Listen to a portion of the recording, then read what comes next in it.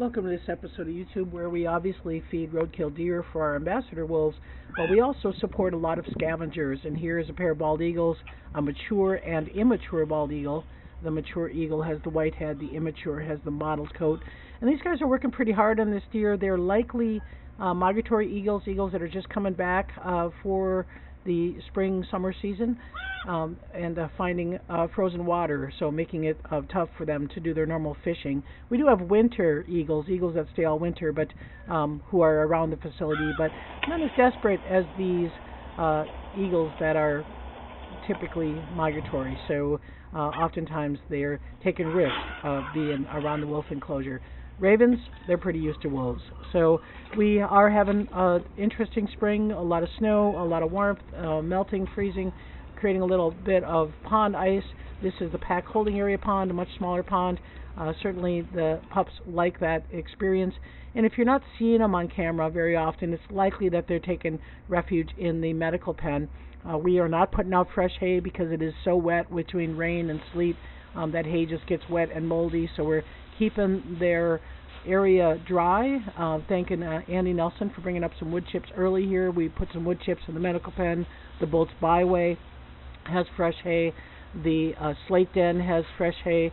The main den is got a little bit of water issue, so they're not using the main den like they had been using. So always important that the wolves have a high and dry place to be able to go. And it's not just the pups and Rika. Axel and Grayson will come in as well. And here's Axel coming in.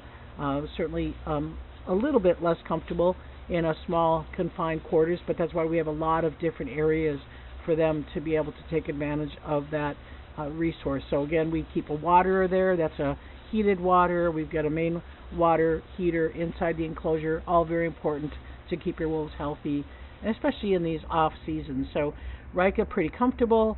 Kaz, Blackstone, and then Grayson joining them as well. Often Grayson wants to be where the pups are, so he'll come in and utilize that space. In this particular case, Axel was likely up in the Slate Den, having a little bit of more opportunity to spread out. So that's a pretty common thing for us in wolf care, is to make sure that resources are good. And then when it's sunny, the wolves come out, relax, enjoy the sun, oftentimes using the snow to help cool them off on these sunny warm spring days. So the other place that you might find them is under the eaves, and that's something that you can see from our exhibit camera.